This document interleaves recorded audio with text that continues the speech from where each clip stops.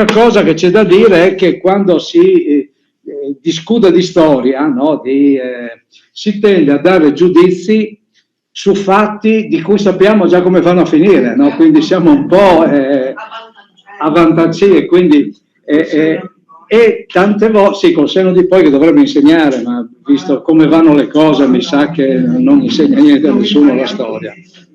E che invece bisogna comunque, così io cerco di farlo, no? Di parlare dei fatti inquadrandoli in quel momento, perché non si possono dare giudizi pensando a quello che succede dopo, ma bisogna inquadrarli in quel contesto lì, anche perché i fatti storici generalmente avvengono dopo altri fatti che li determinano, no? Quindi non è che, sì, ci sono anche fatti casuali, ma voglio dire, in genere le grosse questioni vengono fuori perché ce ne sono state altre in precedenza, insomma, no? Ecco. Sì, quindi l'altra volta avevamo parlato dei confini e comunque vedremo il prossimo anno, ovviamente, no? Che le cose, come abbiamo già detto, andranno, appunto, riallacciandomi a questo ragionamento, andranno in modo diverso alla fine della seconda guerra mondiale. Eccolo qua, eccolo, proprio perché alla fine della prima, cioè, si sa che i confini vengono tracciati da chi le vince le guerre, è sempre stato così, insomma, no? Indipendentemente dai popoli che vengono divisi, sezionati, non c'entra nulla, no? E noi dobbiamo tenere conto che comunque alla fine della prima guerra mondiale l'Italia era un paese vincitore, quindi può ottenere dei compensi territoriali indipendentemente se erano abitati da italiani, cioè, come avviene anche per gli altri, insomma, no? Le penalizzazioni della Germania, allora, no? Nasce lo Stato di Polonia, dopo la prima guerra mondiale, quello della Cecoslovacchia che annette territori abitati da popolazioni tedesche, quindi voglio dire, avviene così. Nella seconda guerra mondiale invece l'Italia si trova ad essere seduta fra gli stati sconfitti, non solo fra quelli sconfitti, ma anche quelli che avevano provocato la guerra, che avevano invaso altri paesi, quindi è evidente che pagherà uno scotto per questa situazione, non solo al confine orientale, ma anche in quello occidentale, perché ci saranno alcuni pezzetti d'Italia, diciamo, che verranno ceduti alla Francia, poche cose, diciamo, ma probabilmente avevano valore strategico, quindi diciamo alcune vallate, eccetera. Bene, allora noi eravamo rimasti, diciamo, eccolo, diciamo che siamo arrivati alla fine del 43, i primi mesi del 44, no? Più o meno. E in questo periodo, diciamo, all'inizio della primavera del 44, ci sono due formazioni partigiane che sono attive. Una si trova sul Coglio, il famoso battaglione garibaldino Mazzini, sul Coglio, che ha fatto l'accordo con il Brischi, Beneschi, Odred, che operava sul Coglio, l'accordo di collaborazione che permetterà di sviluppare questa battaglia. Abbiamo visto la battaglia di Peternel, che si concluderà con questa grande strage, insomma, no, di civili. E diciamo sul Carso sloveno, ma soprattutto nella selva di Tarnova, operava quest'altra, era una brigata Garibaldi Trieste, diciamo sul Coglio c'erano circa un centinaio di partigiani di questo battaglione Mazzini. La brigata Trieste invece era una formazione molto più grande, arrivava a 300-400 uomini, che era quindi alle dipendenze militari del Nono Corpus. Volevo farvi notare, l'altra volta avevo fatto questo paragone. Nel sud si era costituito, nell'Italia del Sud, il famoso quello che sarà, diciamo, il nucleo del futuro esercito italiano, il CIL, no? Corpo Italiano di Liberazione, che era stato costituito con i militari che erano stati presi prigionieri dagli alleati nell'Italia meridionale dopo l'8 settembre, insomma, c'erano alcuni reparti, e quindi questi erano stati posti al comando dell'armata inglese. Quindi era una formazione italiana riconosciuta dal governo Badoglio, chiaramente, e era alle dipendenze militari della brigata dell'armata britannica in Italia. In Italia c'erano l'armata britannica e quella americana. Con i britannici combattevano anche i polacchi, c'erano varie altre formazioni, anche c'erano formazioni francesi, i marocchini, cioè, c'erano varie di vari paesi. Ma allo stesso tempo non abbiamo fatto un altro collegamento che mi è venuto proprio l'altro giorno. In Francia, già a partire dal 40, quindi quando i tedeschi invadono la Francia, ci sono diverse decine di italiani che si aggregano alle formazioni partigiane francesi. Erano quegli immigrati italiani che negli anni 20 e 30 si trasferiscono in Francia, molti erano anche perseguitati politici che scappano, no? E quindi la Francia era diventata un po' il paese più ospitale per quanto riguardava soprattutto l'opposizione politica, e quindi ci saranno già italiani che nel corso del 40 si aggregheranno alle formazioni partigiane francesi e combatteranno a nord contro i tedeschi, a sud contro gli stessi italiani, perché gli italiani avevano occupato, se vi ricordate, la parte meridionale della Francia, la Provenza, la Savoia anche, no? Quindi Nizza, tutta quanta quella zona lì. E contemporaneamente però, dopo l'8 settembre, quindi questo avveniva già prima dell'8 di settembre in Francia, dopo l'8 settembre, se vi ricordate, abbiamo visto che nella penisola balcanica, dove erano schierate diverse divisioni italiane, alcune vengono prese prigionieri, altre riescono a scappare, ma decine di migliaia di soldati italiani si aggregano alle formazioni partigiane jugoslave, albanesi e greche, montenegrine, e vengono integrati in queste. E infatti nasce, l'avevamo già detto questo, nascono alcune divisioni, la divisione Italia, che era formata da militari italiani che facevano, erano aggregati all'esercito jugoslavo, e saranno quelli che combatteranno proprio saranno quelli che rientreranno per ultimi in Italia, rientreranno nel maggio-giugno del 45 e parteciperanno anche alla liberazione di Belgrado, che avviene nell'ottobre del 44. Quindi combatteranno, diciamo, nella zona in Bosnia, in Serbia, in quei territori lì. Dopo ci sarà anche un'altra divisione Garibaldi, ne avevamo già comunque parlato, che si forma in Montenegro, e anche quella verrà posta al comando dell'esercito jugoslavo. Poi ci sarà un'altra brigata in Albania, la brigata Gramsci, era sempre formata da militari italiani, più altri militari italiani si aggregheranno alle formazioni partigiane greche, perché anche là ci sarà chi sceglierà di combattere. E queste formazioni verranno appunto riconosciute come formazioni italiane dal governo di Badoglio, insomma, e quindi leggevo proprio l'altro giorno che verranno proprio rifornite dalle truppe alleate, con le armi recuperate dagli alleati dai militari italiani che si erano arresi. Quindi, diciamo, il patrimonio di armi e munizioni verrà trasferito nel sud della Jugoslavia, dove verrà anche dato non solo agli jugoslavi ma anche agli italiani, verranno armati e riforniti tramite questo sistema. Quindi anche là si creerà questa situazione per cui formazioni diciamo oramai erano divisioni, perché contavano migliaia di uomini che combattono diciamo alle cioè come combattenti italiani, ma alle dipendenze militari dell'esercito popolare di Jugoslavia.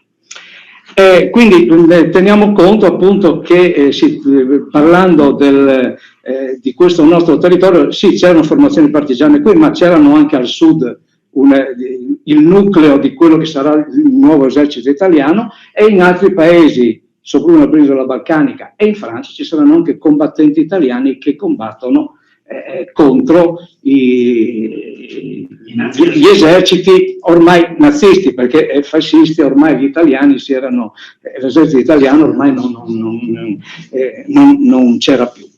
Eccolo, quindi questa è la situazione all'inizio della primavera. Vi dicevo l'altra volta che al momento esistevano solamente queste due formazioni, però si costituisce una nuova formazione, l'Osoppo, che si costituisce l'idea di dar vita a nuove formazioni, viene decisa dal CLN di Udine, quindi Comitato di Liberazione Nazionale, formato dai 5 partiti antifascisti, proprio per offrire l'opportunità anche ad altri ceti sociali, altre ideologie politiche, la possibilità di combattere, perché fino a quel momento c'erano solamente le due formazioni garibaldine che erano di orientamento socialcomunista.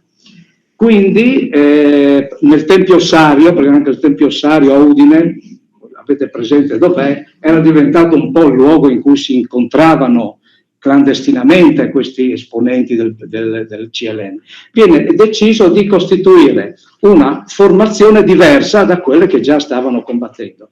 E alcuni mesi dopo, presso il seminario di Udine, anche il seminario di Udine diventerà un po' la sede clandestina delle formazioni Osoppo, no? Quindi proprio perché troverà consensi soprattutto fra il clero friulano.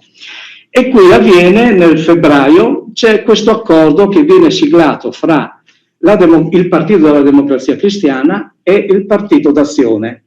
Quindi il Partito della Democrazia Cristiana, che rappresentava i cattolici, i ceti, chiamiamoli così, contadini del Friuli, e il Partito d'Azione, che invece rappresentava un po' i laico-socialisti liberali, cioè quindi sostanzialmente, non so, i ceti borghesi cittadini, gli intellettuali, ecco, cioè, quindi in base a questo accordo i due partiti decidono di costituire una formazione partigiana in cui appunto da affiancarsi a quelle che già stavano combattendo, e viene chiamata Osoppo, forse l'avevano anche già detto, ma Osoppo dal nome della cittadina, Osoppo, eccolo, ed aveva un significato preciso perché nel 1848, quando ci sono le rivoluzioni e quindi nel castello di Osoppo, nella fortezza di Osoppo, i patrioti italiani friulani resistono diverse settimane agli attacchi dell'esercito austro-ungarico, no? E quindi austriaco, cioè Radetzky, cioè, ci ricordiamo, no?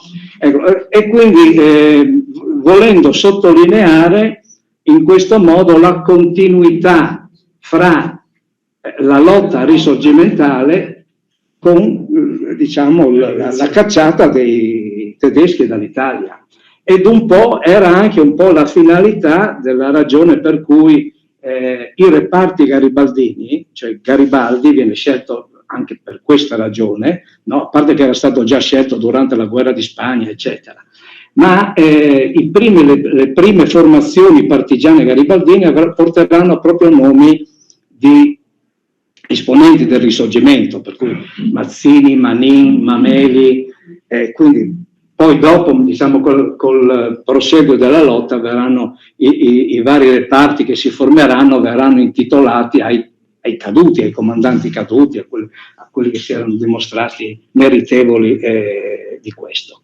Ecco, quindi allora, e si decide, appunto, viene deciso che queste formazioni dovevano raggrupparsi, cioè chi voleva, naturalmente teniamo sempre conto che il partigiano non è che non aveva la lettera di precetto, uno diventava partigiano per scelta personale, quindi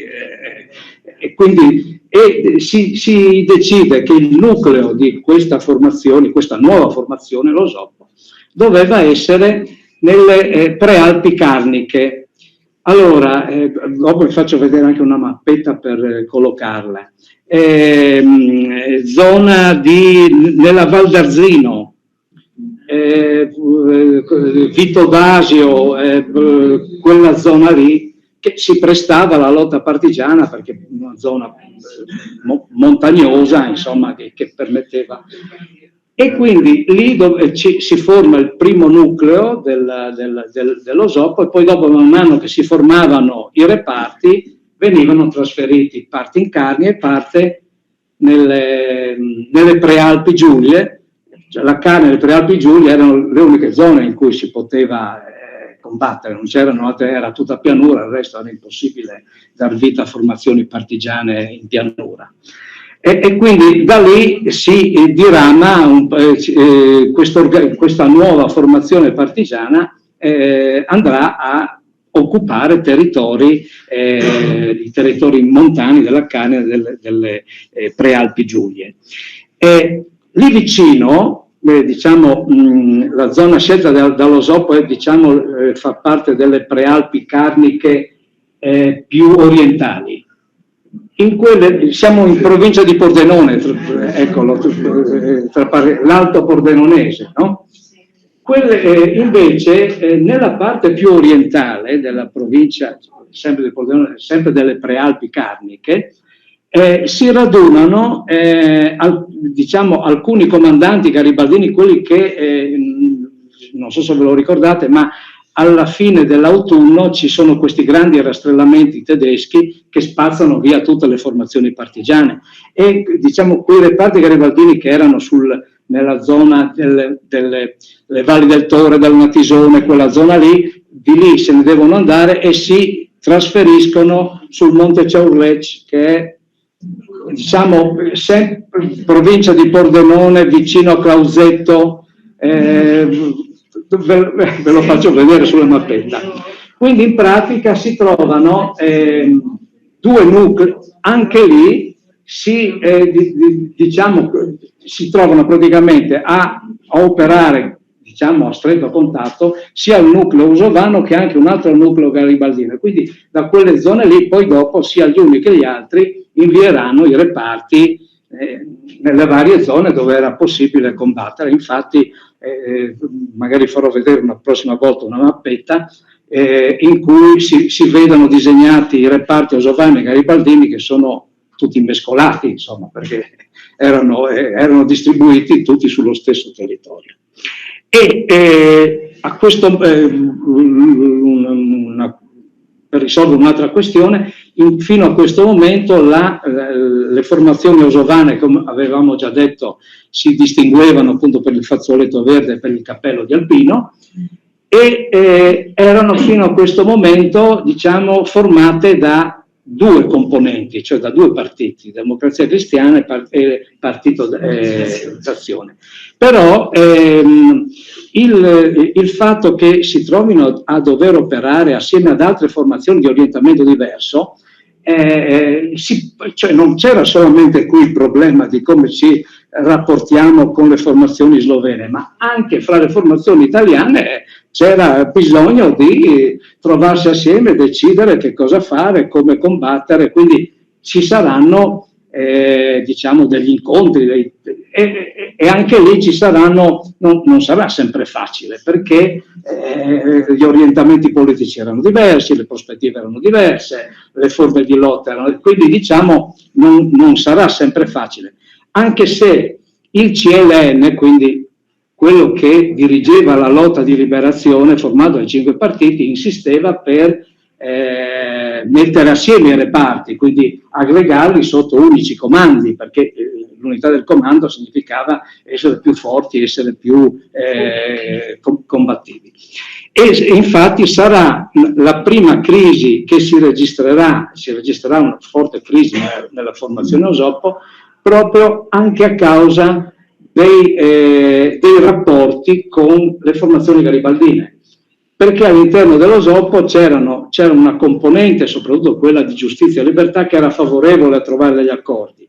Quella invece non più democristiana cattolica, che vedeva con qualche rischio questa unificazione, proprio perché i garibaldini erano più numerosi, più organizzati, quindi si temeva che un accordo potesse far perdere l'identità, insomma, politica della formazione. E infatti in luglio succede un fatto particolarmente grave. Il comando dello Soppo si trovava a Pielungo, dove c'è un castello di Pielungo, ed era in una zona facilmente raggiungibile dalla pianura, e quindi agli inizi di luglio c'è un rastrellamento tedesco che sorprende queste formazioni kosovane, che un po' si disperdono, ma soprattutto perdono tutti quanti i magazzini, i rifornimenti che avevano, e quindi questo fa sì che il CLN di Udine destituisca i comandanti, che venivano considerati responsabili perché non avevano previsto e quindi non si erano, e quindi impongono allo Soppo dei comandanti che erano esponenti del partito di Giustizia e Libertà, quindi quelli anche più favorevoli all'accordo con i garibaldini. Questo cambio di comando non viene accettato dagli altri comandanti kosovani, che si ribellano e mettono agli arresti, questi nuovi comandanti che erano stati nominati, e li sostituiscono con quelli precedenti. E quindi è il momento in cui praticamente la formazione emargina la componente di Giustizia e Libertà, che erano anche del resto anche quelli meno numerosi, e da quel momento lì diventa praticamente una formazione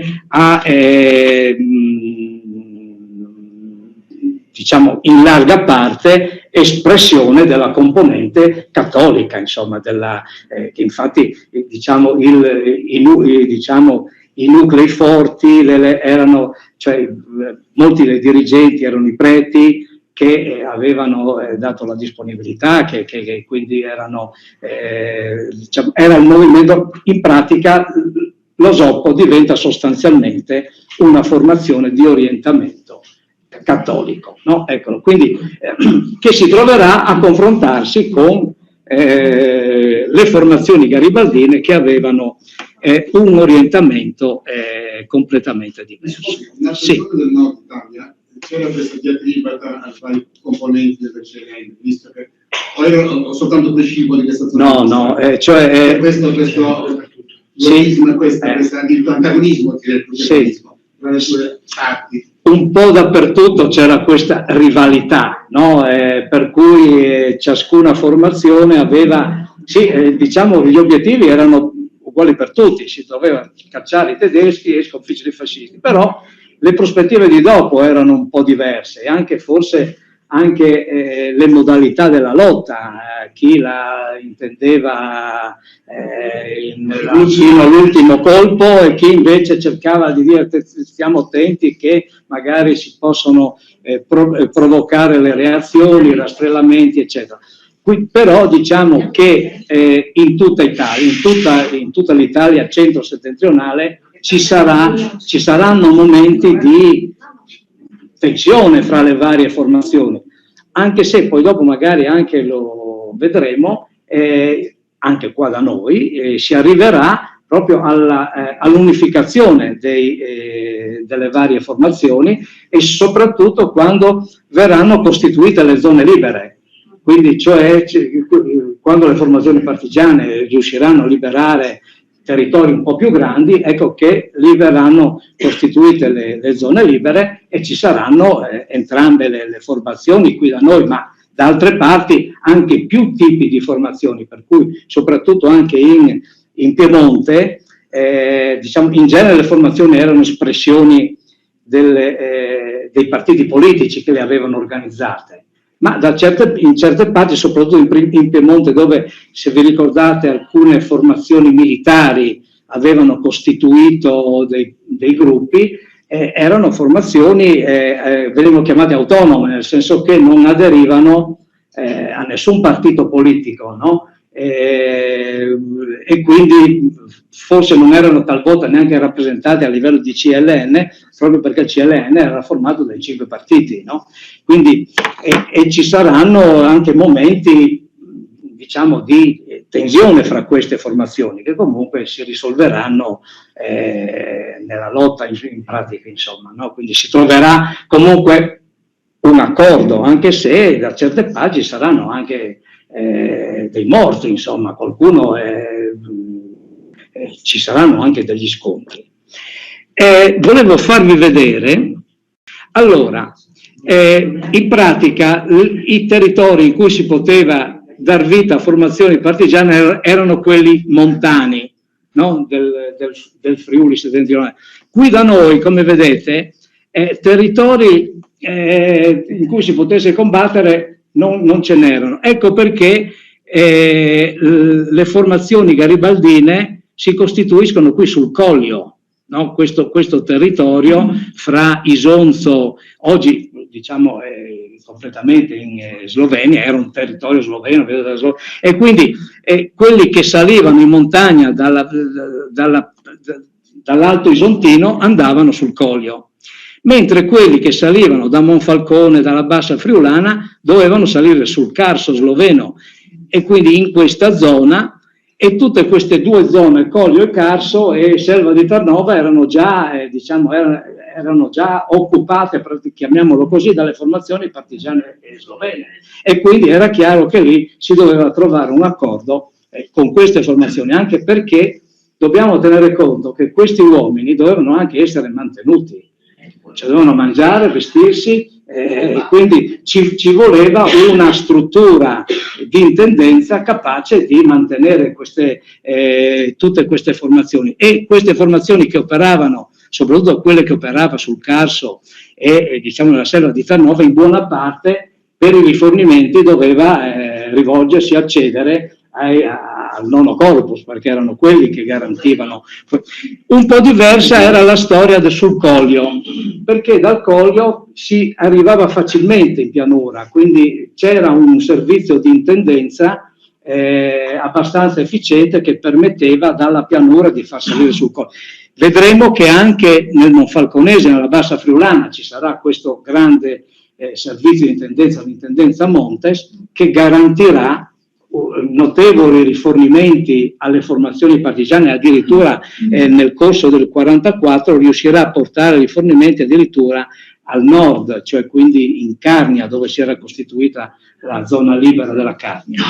Allora, mentre diciamo nella parte orientale, più orientale del paese, quindi esisteva qui sul Collio il battaglione Mazzini, quindi un battaglione garibaldino, e qua sul Carso, nella Selva di Tarnova, la brigata Garibaldi Trieste, alle dipendenze operative del nono corpus.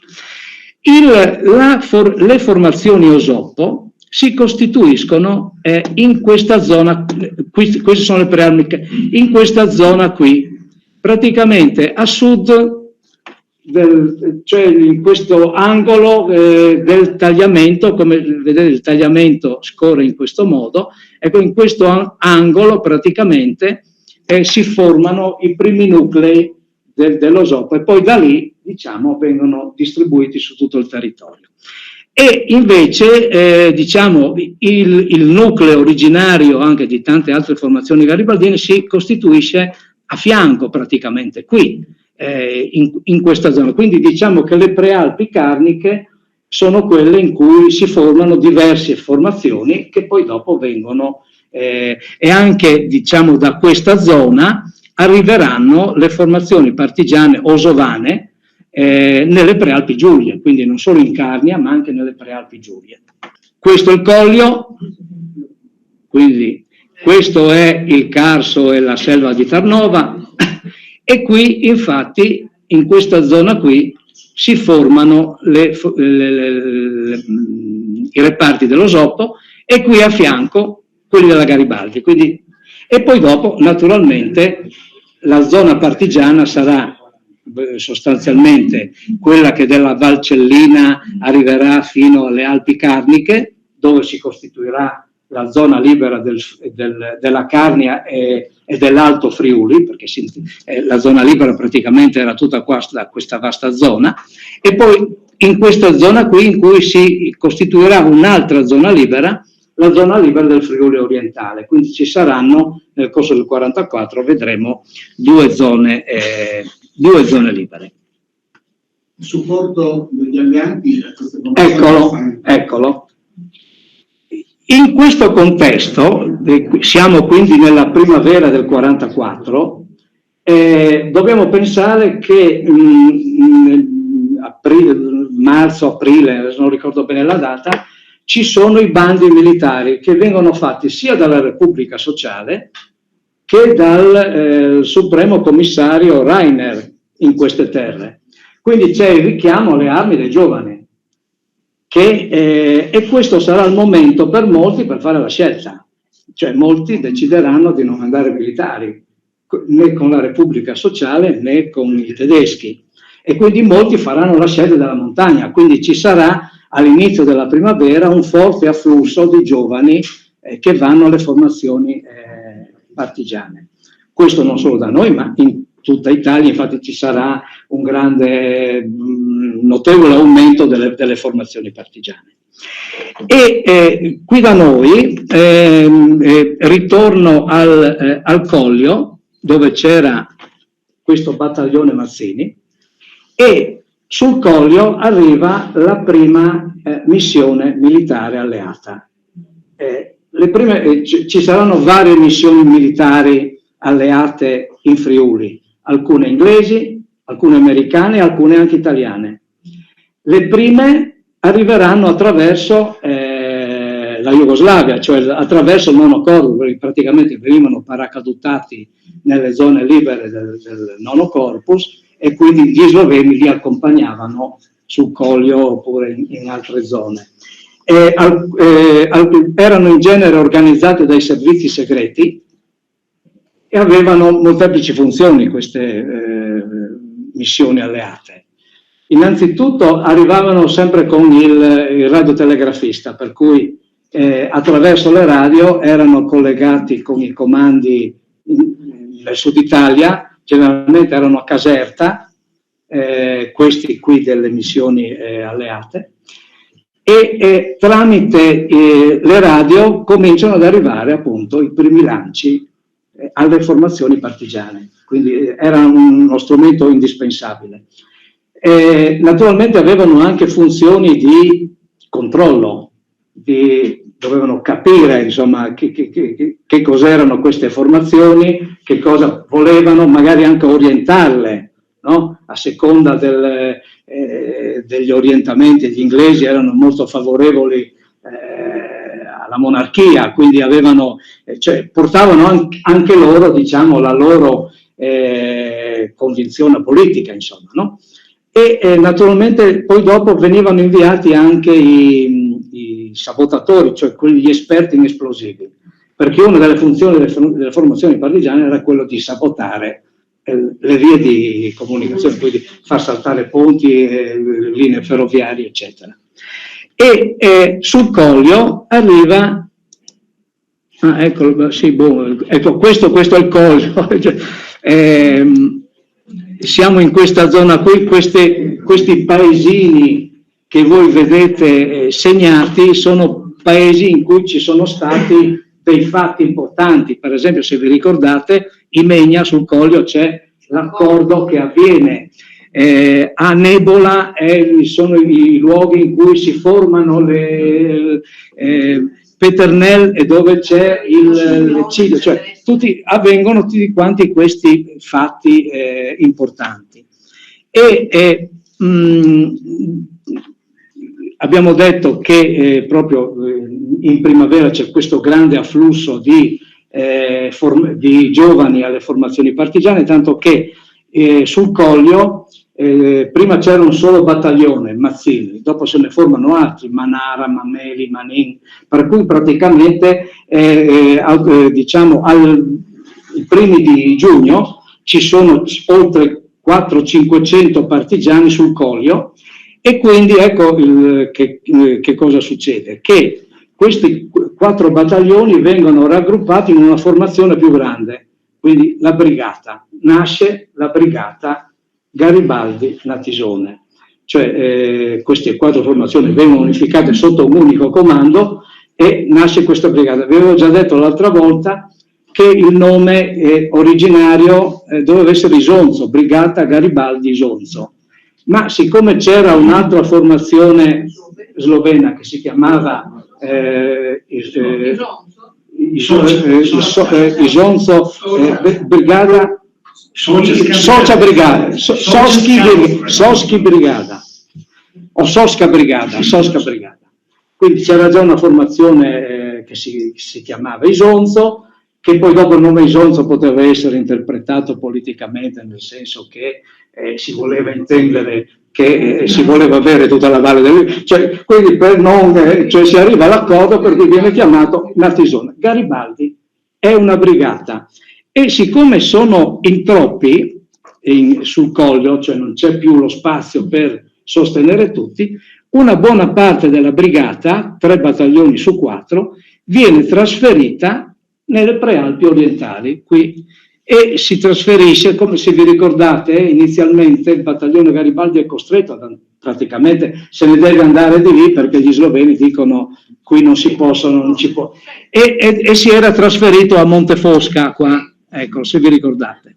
Ecco, queste formazioni si trasferiscono più o meno nella stessa zona, nella zona diciamo nel comune di Faedis, eccolo qui Faedis, cioè in questa zona montana delle valli, chiamiamole così, le valli del Natisone, insomma, no? Si distribuiscono tutto quanto su questo territorio. Ma stavo dicendo che sul Coglio, e qui incontreranno, si incontreranno con le formazioni Osopo, che erano anche loro arrivate nella stessa zona. Le formazioni Osopo erano ad Attimis e le formazioni garibaldine a Faedis, quindi praticamente a contatto. Eccolo, questo qui è il maggiore Tucker, è un ufficiale inglese, Vincent Hedley Tucker, era un maggiore inglese, che arriva sul Coglio. A dire il vero, questa dovrebbe essere considerata la seconda missione, perché nel febbraio del 44 arriva sul Coglio, sempre diciamo attraverso il Nono Corpus, quindi erano stati paracadutati lì, arriva una missione americana. Erano 3 militari americani che si aggregano al Mazzini, a questa formazione garibaldina, però dopo un po' di giorni spariscono, si allontanano dal territorio e rientrano al battaglione dopo 15 giorni e raccontano di essersi allontanati, di essere stati catturati dai domobranzi sloveni, quindi dai collaborazionisti sloveni, di essere stati portati a Lubiana per gli interrogatori e lì di essere stati riconosciuti come americani, quindi soldati, non come spie, e quindi rilasciati, proprio perché i domobranzi sloveni erano sì alleati dei tedeschi, ma contro i partigiani, ma non contro gli americani, quindi c'è un discorso un po' strano, e questo racconto non viene creduto, insomma, per cui questi 3 vengono ripresi e riconsegnati agli sloveni e quindi rimandati dopo, non si sa dove siano finiti. E invece arriva questo Tucker, che era il comandante di questa missione inglese, che sarà fondamentale proprio perché attraverso questa missione cominceranno ad essere rifornite le formazioni partigiane garibaldine, insomma, quindi lui sarà colui che rimarrà diversi mesi, perché poi dopo queste missioni venivano sostituite, no? Nel senso che uno finiva il periodo, poi se ne tornava indietro e veniva sostituito da altri.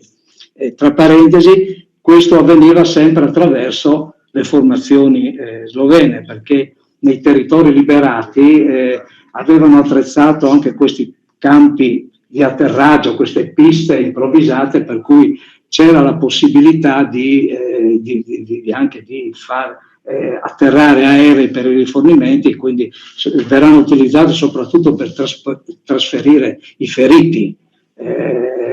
Sì, quindi molti feriti di queste terre andranno a finire soprattutto in Puglia, dove c'erano, diciamo, queste attrezzature militari, e quindi verranno curati là. Quindi questo ufficiale inglese è praticamente è la prima missione alleata che arriva in Friuli.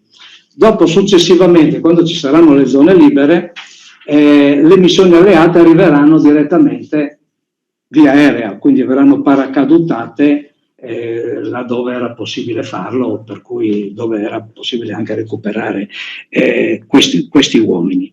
E quindi, come dicevo prima, erano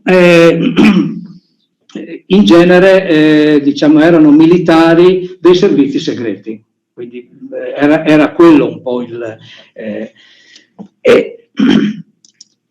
eccolo.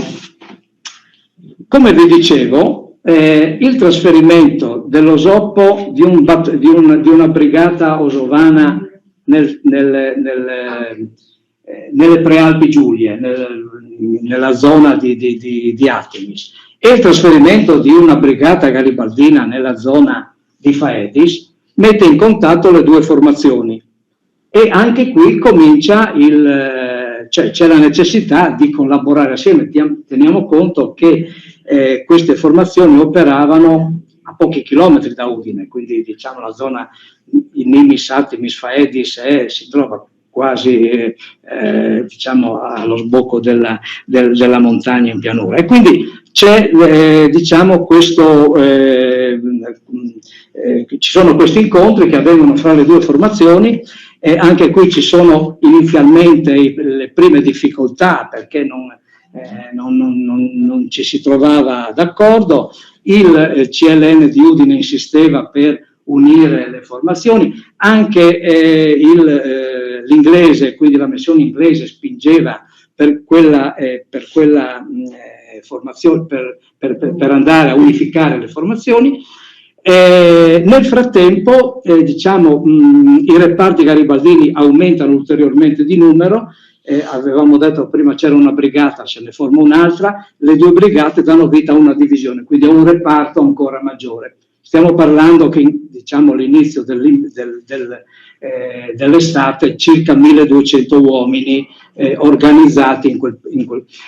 A fianco c'è appunto quest'altra formazione osovana, quindi è una brigata, è una formazione un po' più piccola, quindi c'erano anche un po' diciamo delle difficoltà da parte osovana, perché si temeva che l'unificazione portasse a perdere la propria autonomia, identità, eccetera.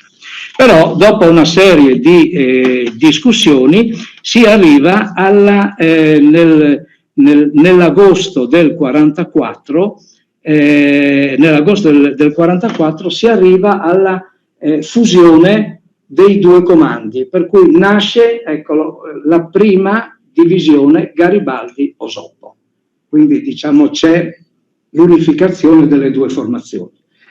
Al comando vengono nominati i due garibaldini, cioè da un lato Mario Fantini Sasso, che era il comandante, e Giovanni Padoan Vanni, che era il commissario. Quindi uno diventa il comandante dell'intera divisione e l'altro il commissario. I due vice sono i due osovani, quindi uno è Francesco De Gregori, il nonno, lo zio di Francesco De Gregori, e il vice commissario politico era Alfredo Berzanti, che diventerà per diversi anni, sarà presidente della giunta regionale Friuli Venezia Giulia. Adesso io non ricordo gli anni, comunque per diversi anni sarà il presidente. E eccolo un altro fatto interessante: in questa zona, dove si forma quindi questa divisione unificata, Garibaldi Osopo, operava anche un battaglione sloveno. Un battaglione sloveno che si trovava ad operare lì. In base agli accordi che erano stati fatti, siccome il battaglione era di forza minore rispetto alla divisione, il battaglione sloveno viene posto al comando della divisione Garibaldi Osopo. Quindi ecco le cose come si intrecciano, no? Quindi in questo caso qua c'è questa foto che ritrae due partigiani e al centro c'è il comandante della divisione, Mario Fantini Sasso, e qui c'è Don Redento Bello, che era, lui svolgeva nella divisione, era il padre spirituale, ma era anche, assieme a Don Lino Moretti, il capo politico dello Osopo, insomma, no? Quindi era un personaggio molto influente, quindi questo è il periodo in cui le due formazioni si uniscono. Siamo in tempo? Sì, ma 10 minuti. Ecco, quindi il fatto che queste due formazioni, fra virgolette, di formazioni diverse, politiche diverse, si uniscano, riescono a liberare, praticamente a cacciare dal territorio tutti i vari presidi tedeschi. C'erano anche cosacchi, erano già arrivati i cosacchi, tra parentesi, c'erano già delle formazioni cosacche dislocate in vari territori friulani, e quindi riescono a liberare una vasta zona, che questa qui che vedete, che comprendeva 6 comuni più qualche altra frazione, e che comprendeva appunto Faedis, Nimis, Atimis, Torreano, tutta quanta questa zona qui, che praticamente era una zona in cui non c'erano, era libera, chiamata libera perché non c'erano formazioni naziste o tedesche, insomma, no? E quindi ci sono anche delle grosse battaglie, soprattutto per la conquista di Nimis, quindi ci sono anche e tra parentesi c'è anche da dire che a Torlano, eccolo qui, che è una frazione del comune di Nimis, si registra proprio nell'agosto del 44 un altro eccidio, un grosso che succede? Praticamente i tedeschi da Nimis attaccano le formazioni partigiane che si trovano dislocate più in montagna, vengono respinte con forti perdite, e il giorno successivo arrivano in forza a Torlano e praticamente arrestano tutti gli abitanti, alcuni vengono uccisi proprio davanti alla porta di casa, li riuniscono in una stalla, scelgono gli uomini che vengono fatti uscire prima e vengono uccisi a colpi di rivoltella, colpo alla nuca, e gli altri poi dopo, donne e bambini, quelli che erano rimasti, vengono mitragliati all'interno della stalla, e alla fine ci saranno 33 morti fra uomini, donne e bambini. Insomma, ci sarà questa strage di 33 persone, i cadaveri verranno mucchiati fuori nella stalla, verranno bruciati praticamente, ci sono anche le foto che si vedono, no? E praticamente poi dopo anche in buona parte del paese verrà incendiato. Quindi questa sarà un'altra strage che si andrà ad aggiungere a quella di cui avevamo già parlato a Peternello, no? Laddove anche là 22 o 24 persone vengono bruciate, no? Però diciamo in questa zona, che diventa la zona libera del Friuli orientale, in pratica per poche settimane, perché durerà ben poco, viene organizzata la vita come si pensava di farlo dopo la guerra. Per cui le prime cose che vengono fatte, vengono nominati o eletti gli amministratori comunali, per cui è in anticipo. Comunque, a seconda delle zone e dei paesi laddove era possibile, o i CLN nominavano i sindaci e gli amministratori, da qualche parte, come a Nimis, vengono fatte le elezioni. È interessante il fatto che viene scelto come criterio il capofamiglia, per cui votavano il capofamiglia. Ma la cosa interessante è che molti capofamiglia erano donne, perché gli uomini un po' erano prigionieri, un po' erano morti in guerra, quindi sostanzialmente sia qui che anche e soprattutto in Carnia, con questo criterio praticamente le donne avranno dopo, cioè per la prima volta, la possibilità di, anche se venivano fatte queste riunioni di capofamiglia, laddove insomma le elezioni saranno state per alzata di mano, adesso io non so com'è che avvenivano, però diciamo partecipavano anche le donne, per cui in questo territorio per alcune settimane vengono diciamo riaperte le sedi dei partiti, vengono riaperte le case del popolo, l'attività politica diventa legale, per cui ecco che già si vede in queste zone libere come poi dopo si sarebbe organizzato il nuovo Stato italiano.